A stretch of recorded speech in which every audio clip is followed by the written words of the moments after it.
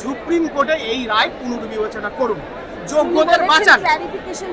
আজকে 7 তারিখ সুপ্রিম কোর্টে বলছে, চিন্তা করুন। মনে রাখতে হবে ভারতবর্ষে কেউ আইনের বাইরে নয়, সুতরাং এইসব কথা শুধু গাল ভরা কথা, ললিপপ ছাড়া কিছু নয়। এই শিক্ষকরা যত যোগ্য বৈধ শিক্ষার্থী শিক্ষক রয়েছে, नहीं हम लोग खुश नहीं है।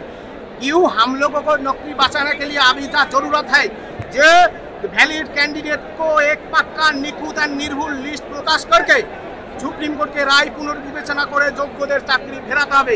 এই সব কন্ট্রাকচুয়াল ভলান্টারি পুনরায় পরীক্ষা আমরা একবার নিজেদের দক্ষতা যোগ্যতা প্রমাণ দিয়েছি, নতুন করে পরীক্ষার কোনো প্রশ্নই আসে না।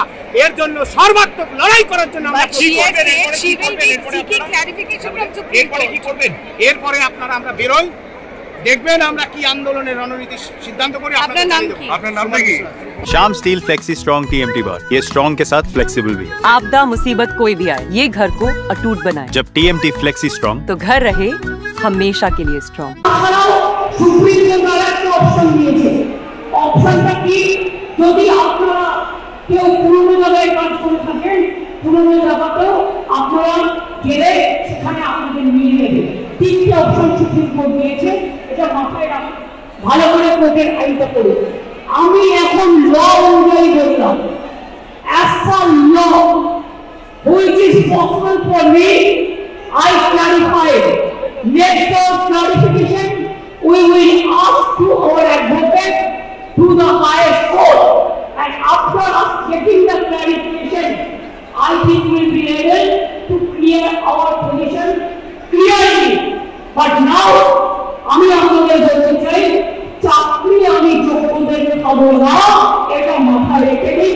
এটাই ফার্স্ট ওয়ার্ড, এটাই লাস্ট ওয়ার্ড, এটাই এ, এটাই বি, এটাই সি, এটাই ডি, এটাই এ, এটাই এ টু জেড।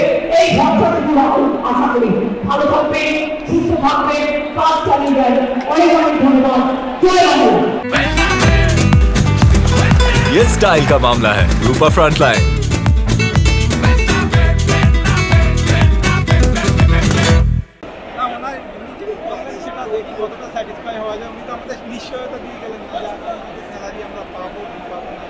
যেহেতু কোর্ট মানে কোর্টের থেকে তো এখন বন্ধ করেছে, উনি বললেন যে টার্মিনেট করিনি, তো আমরা এখনো কি বলতে চাইলেন আমরা তো এখন ক্লারিফাই পেলাম না। দেখি আমাদের প্রতিনিধিরা যাদের সঙ্গে কথা হয়েছে সেখানে কি ক্লারিফিকেশন কি দেয় এখন সেটাই দেখার, তার উপরে উনি কি স্টেপ নেন, তাহলে পরবর্তী ক্ষেত্রে আমরা আবার রাস্তায় নামতে বাধ্য হবো। ইকবাল হোসেন।